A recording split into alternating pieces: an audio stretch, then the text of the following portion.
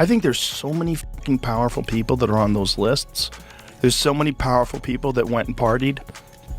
Air quotes. For decades, there has been a quiet understanding in entertainment that power doesn't just protect careers, it protects silence. Not because nothing ever happened, not because everyone agreed with what they saw, but because questioning the wrong person could cost you everything. Access, opportunities, safety, sometimes even your name. That's the part people keep circling back to after Joe Rogan's recent comments about power. He didn't accuse anyone. He didn't point fingers, but he spoke about something deeper, how extreme influence reshapes behavior, curiosity, and limits. When someone feels untouchable long enough, the question stops being, should I? And starts becoming, what else can I do? And once that line is crossed, taboo becomes temptation. That idea landed hard because of timing. Not because Rogan mentioned any specific case, but because the internet was already deep in conversation about Diddy again. And suddenly those words felt less like theory and more like context. For years, Diddy's image was built around excess, legendary parties, after-hours stories told like jokes, invitations treated as status symbols. Photos meant proof you belonged in a world most people would never see. Back then, it all felt flashy, wild, entertaining. Now people are rewatching those same moments with very different eyes, and what's unsettling isn't only who's being talked about, it's who isn't. Because when major stories dominate headlines, patterns emerge fast. Some names trend nonstop, others vanish quietly, and the internet notices when familiar faces suddenly go missing, especially when those faces once moved freely in the same circles. That's when the questions begin. Not accusations, not conclusions, just questions. Why did certain figures suddenly pull back from public? You think that audio that they put out was real? Yeah, that was him. Nikki put that out there.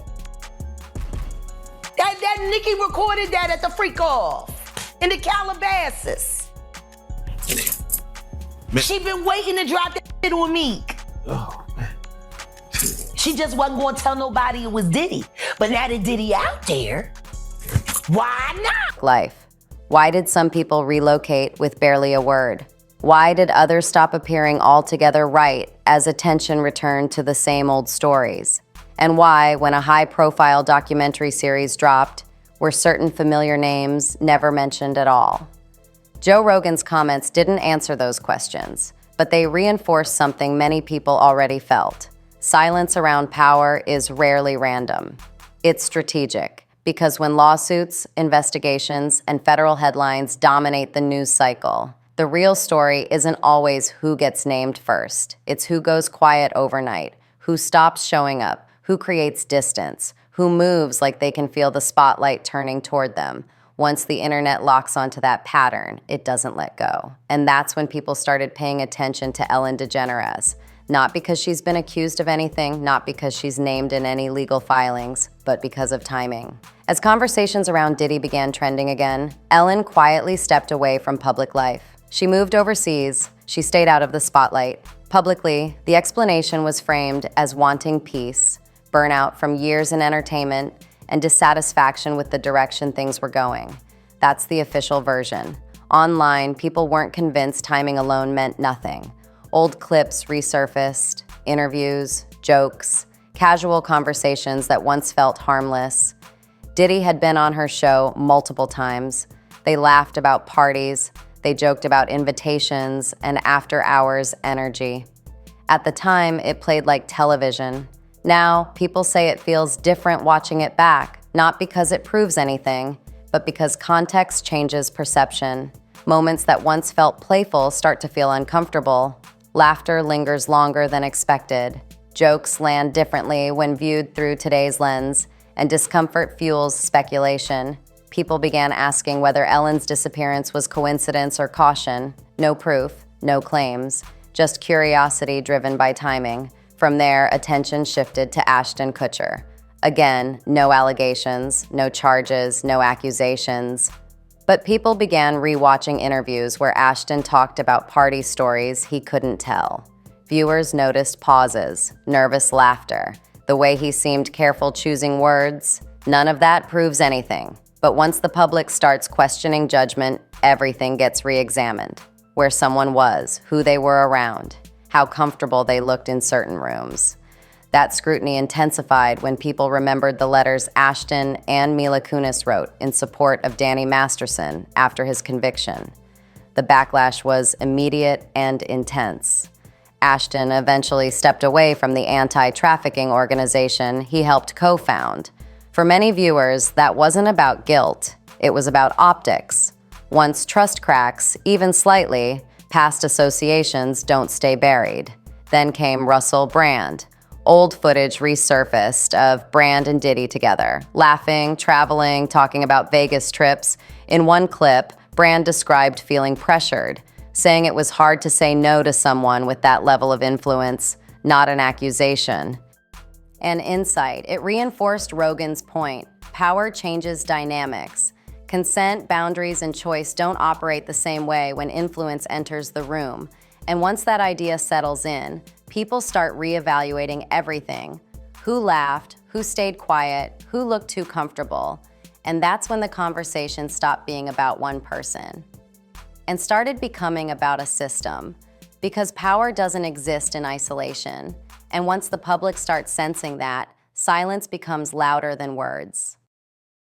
As that idea settled in, the conversation didn't slow down. It widened. Because once people start questioning how power operates, they don't stop at the loudest names.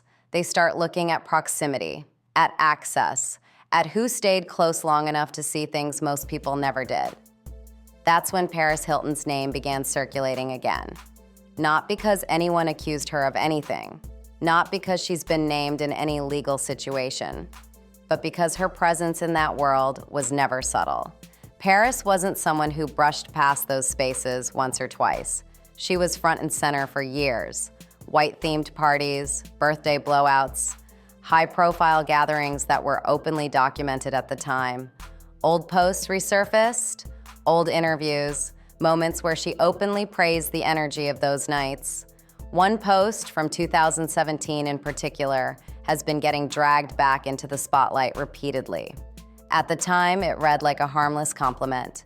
Now, people say it lands differently, not because it proves anything, but because context changes how memories feel. When the mood flips, admiration starts to feel heavier, compliments start getting reread, and people begin asking questions they never thought to ask before. Did she just show up and leave? Did she see more than she ever talked about? Was there pressure to treat everything as normal? No evidence answers those questions. But once curiosity ignites, it doesn't need proof to spread.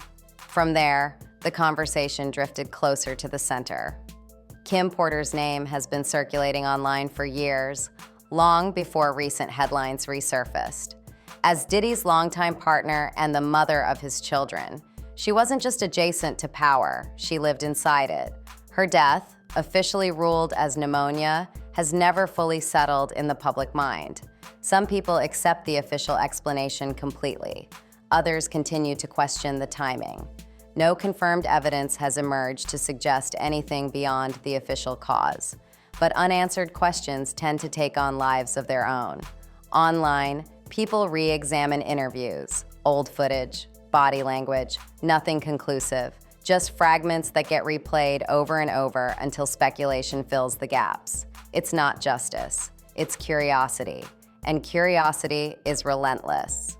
Once people start questioning inner circles, they don't stop with partners.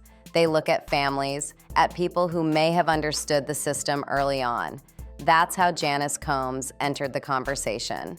Again, no accusations, no proof, no claims of wrongdoing. But online narratives began forming around the idea that power rarely operates alone.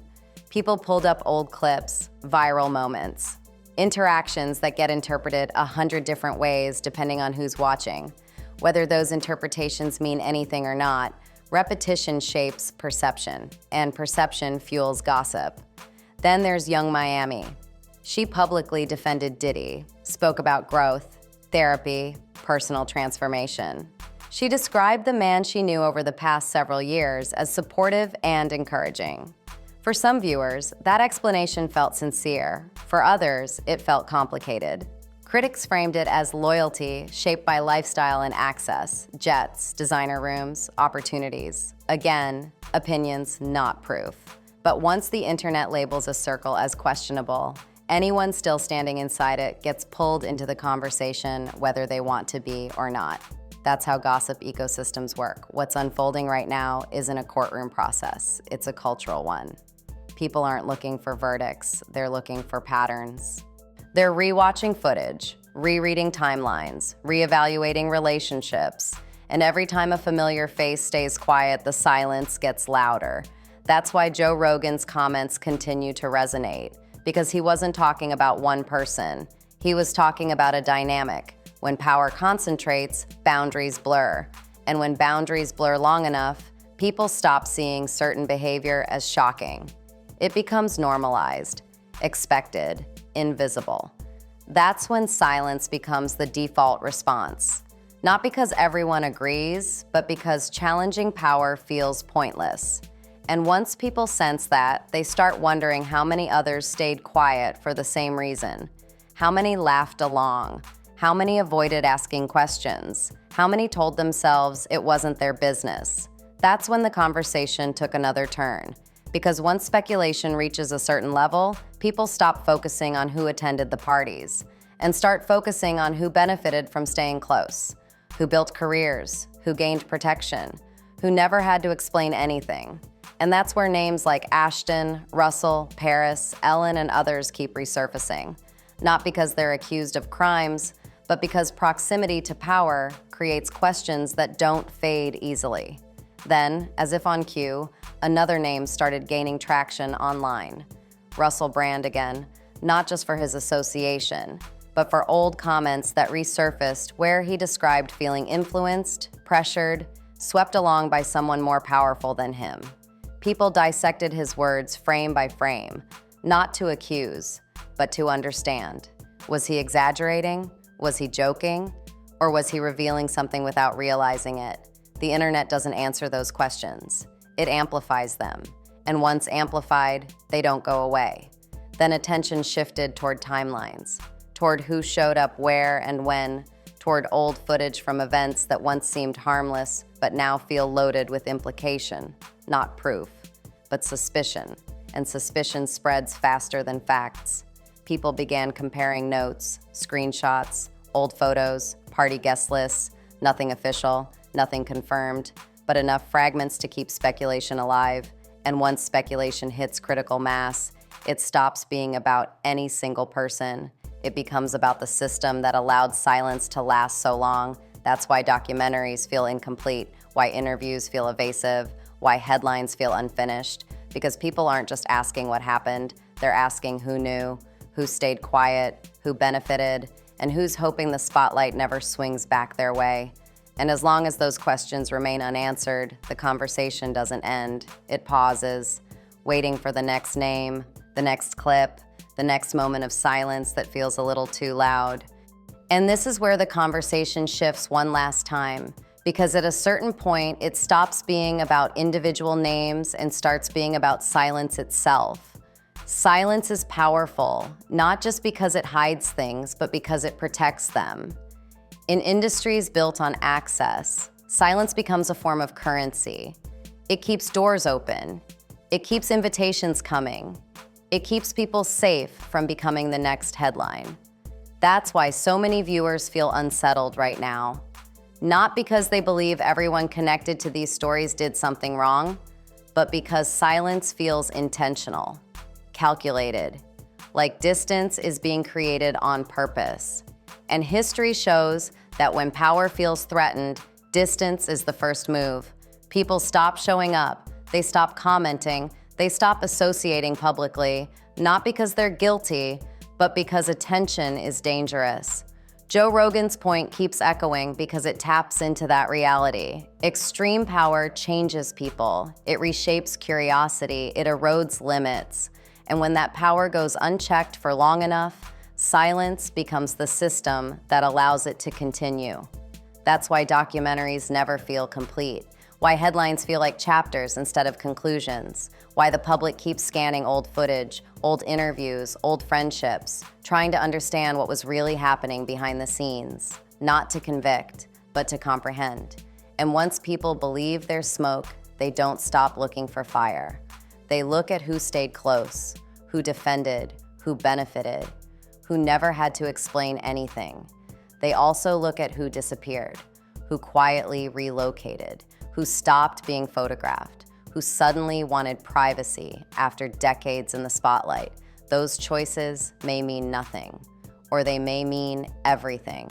That's the tension driving this conversation, because stories about power don't end when the headlines fade. They go dormant, they wait for timing, they resurface when context changes. And once context changes, even innocent moments don't look the same.